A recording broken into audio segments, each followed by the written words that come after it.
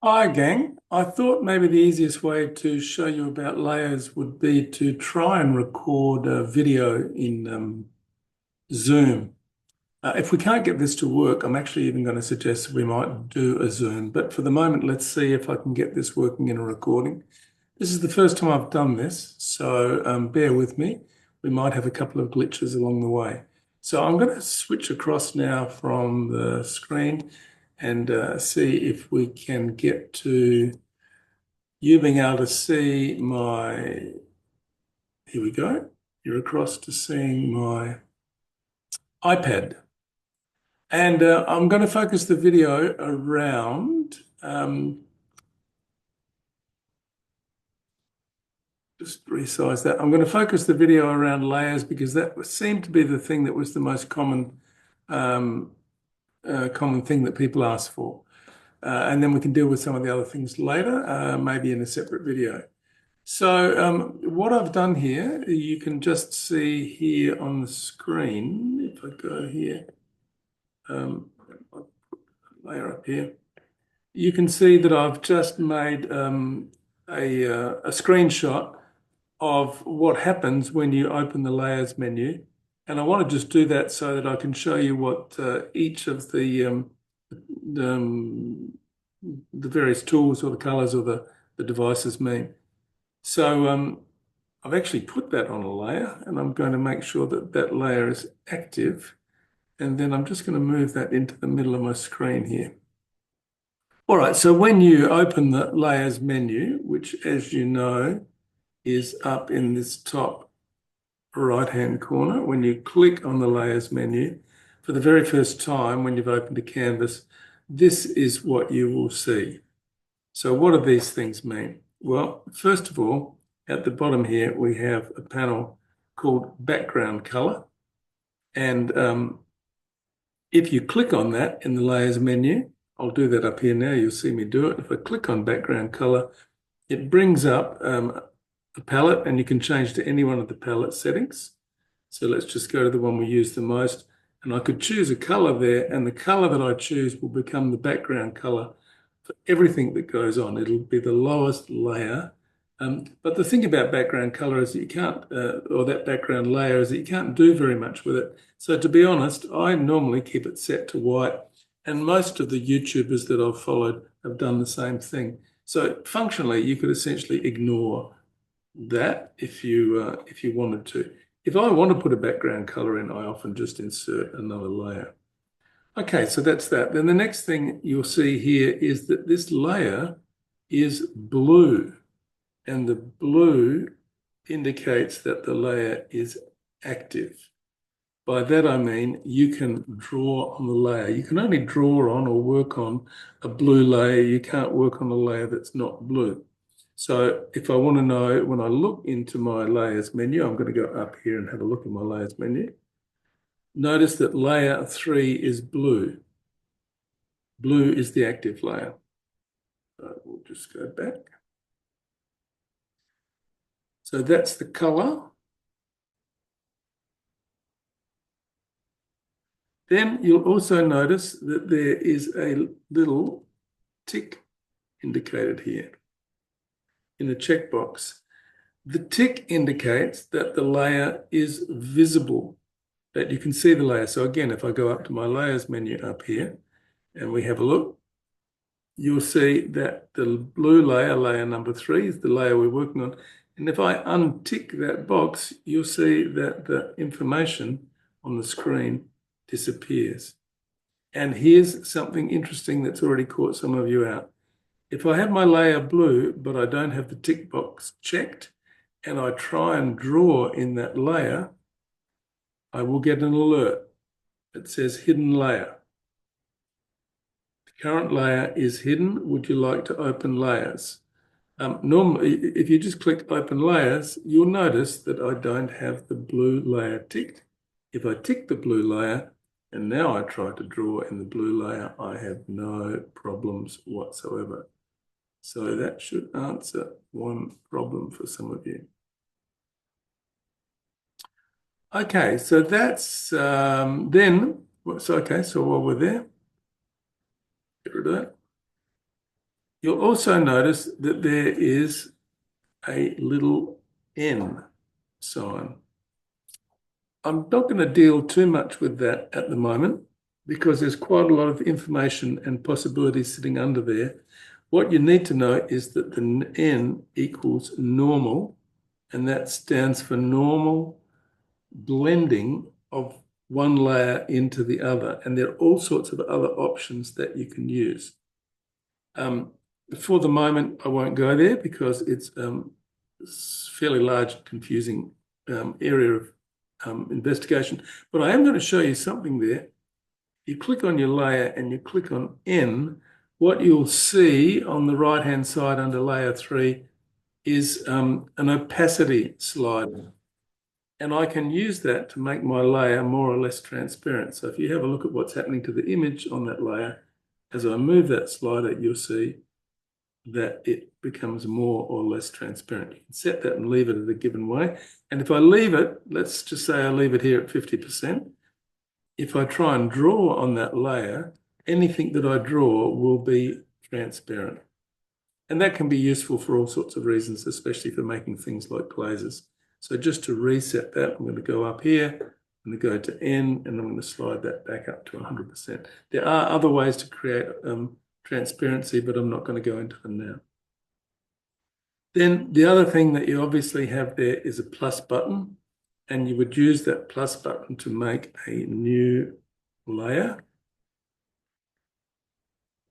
And what you'll notice is that when you click that plus button, it always makes a new layer on top of the layer which is blue. So let's just go ahead and do that down here. So I'm in layer 3. It's an active layer, it's ticked, it's a normal blending mode. But if I click on the plus sign, you'll see that it's made layer 5 above layer 3. We'll always make the new layer above the blue layer. Another one, it'll be above layer 5.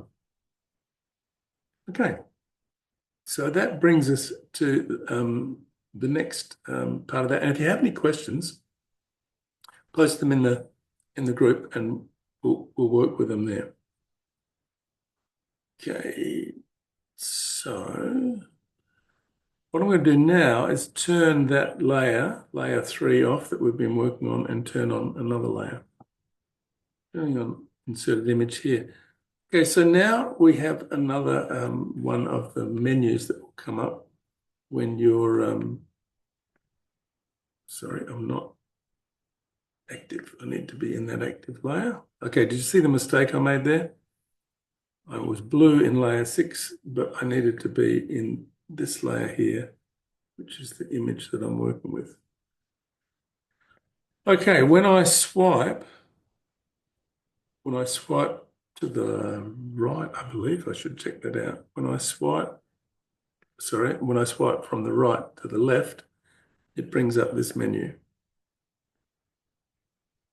And this menu allows us to do various things with that layer. I can clear the layer. So if I click on that, the layer will disappear. I can duplicate the layer. If I click on that, I'll get 2 of the same layer, and I can lock the layer. So I'm just going to do those 3 things so you can see how they look. So up here in my layer, if I swipe from the right to the left, you'll see that menu comes up. I'll actually work from the left to the right here. I can lock the layer, and that prevents me from working on it. So if I try and draw on that over here, it says the current selection contains locked items. Would you like to open the layers and unlock them, or just unlock them? So now I've unlocked it. You'll see over here, it's no longer got the padlock sign on it. It's unlocked and I can work in it. Okay, swipe again. I can duplicate the layer, and now I have an identical copy of the previous layer. This is really, really useful when you're painting and you get to a point where you don't want to lose the work that you've done, but you want to try something new. You can duplicate the layer, you can lock that existing layer, and then you can go on working on the layer above. And at no time then are you going to damage the layer that you've been working on. And then the last thing I can do up here is that I can delete the layer, and that layer's disappeared. If I want to undo that, I can double tap on the screen, put it back in again. So I delete, double tap, it's come back, delete. So that is that function. So we just might turn that layer off and we might delete that layer, and we don't need that layer anymore. So we'll delete. And now I want to change my active layer to this other one here, the inserted image. And this shows you the other menu associated with layers. So when I turn that on, we'll see that we have. Now you bring this menu up in your layers menu. So you go to your layers menu and you click on the blue with your finger or with your stylus, and you'll bring up this menu to the left. So let's just look at what those things do, what the possibilities are. First one here allows you to rename the layer.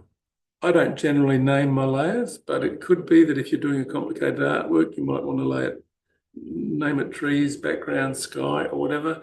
And it's very simple. You click on rename, and then I can name it Bob.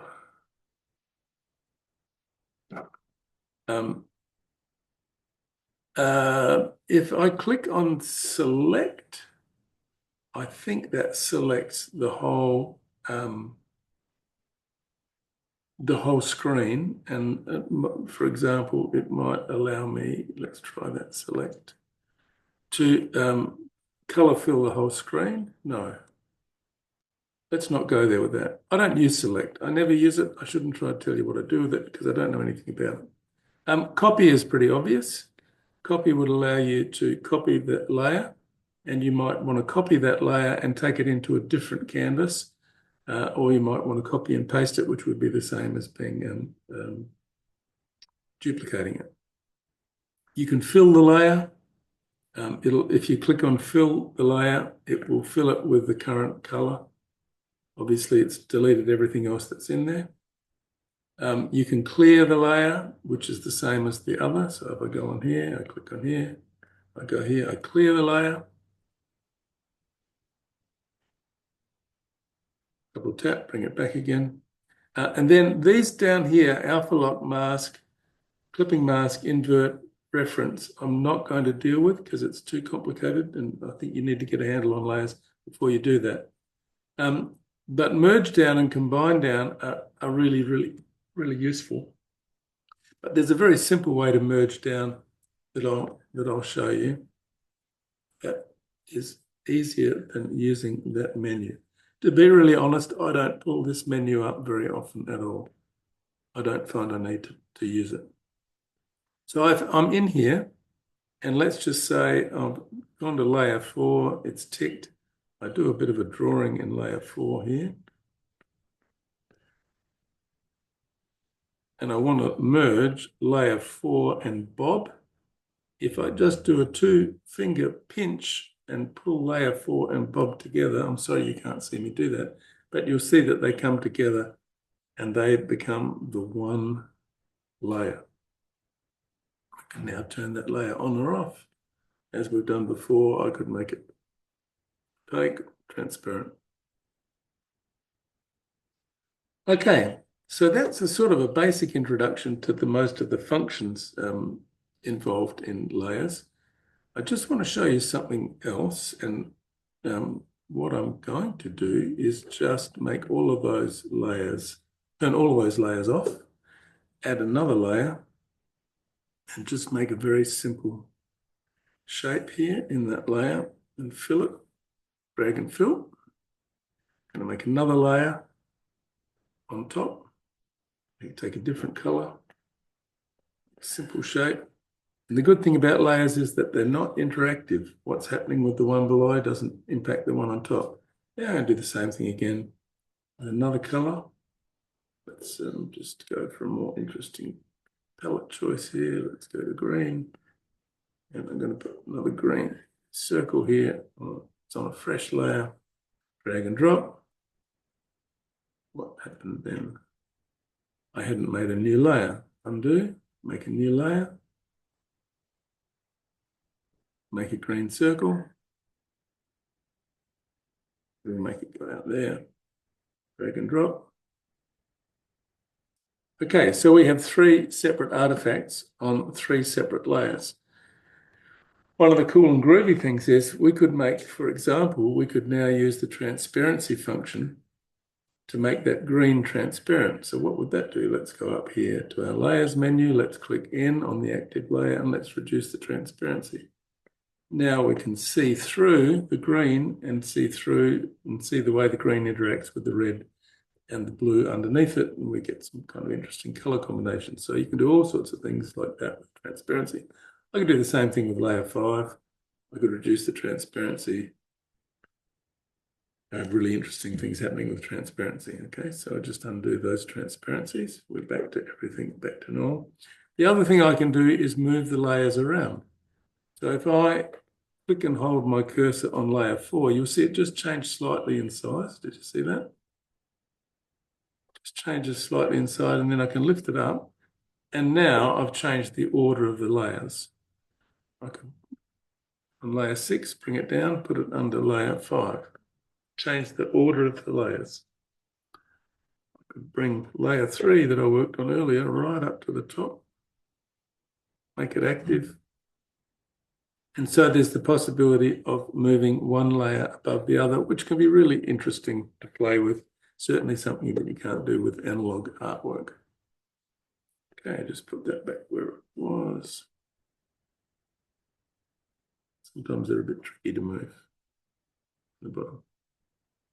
All right, so there was also one question about, there was a question about using the eraser. I'm not quite sure what that was, but here I am on layer 4.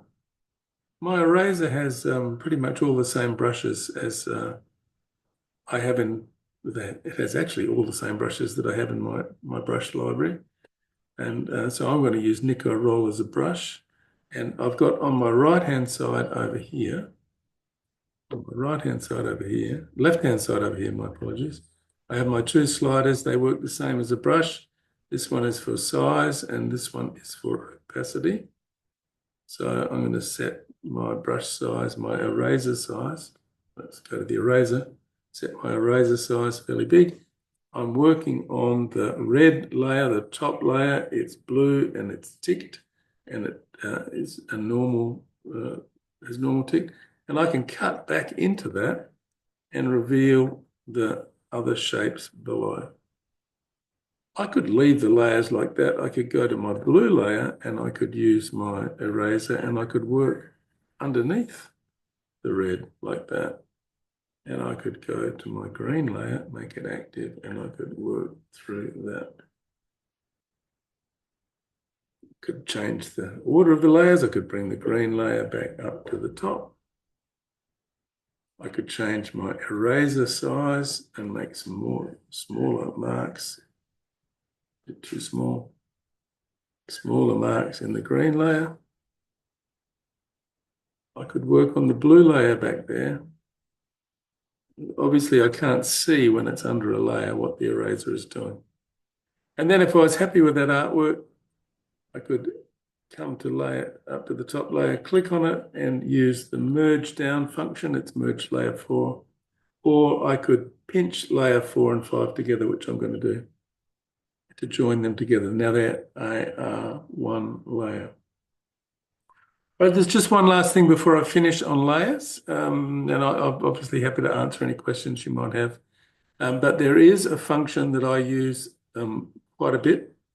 When I feel like I've got my painting the way I want it. Well, it's pretty good at the moment because the painting I have on layer 5 it is something that is a consolidation of what I've been working on. But there's another way to do a screenshot. Let's call it a screenshot, which is to come across over this side over here to the spanner tool. And if I go to add on the spanner tool and come down to the bottom there where it says copy canvas, second from the bottom, and I click on that, it will have made a copy of the canvas and I can paste that. And now I have a layer which is called inserted image, which is a direct copy of the canvas.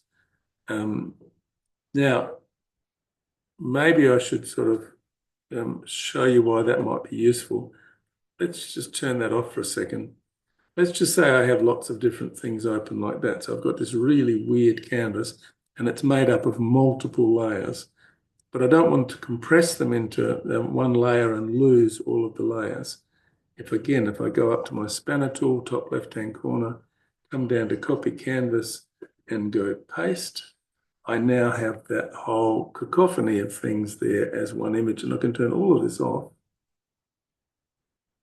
And it's all been captured in the one image.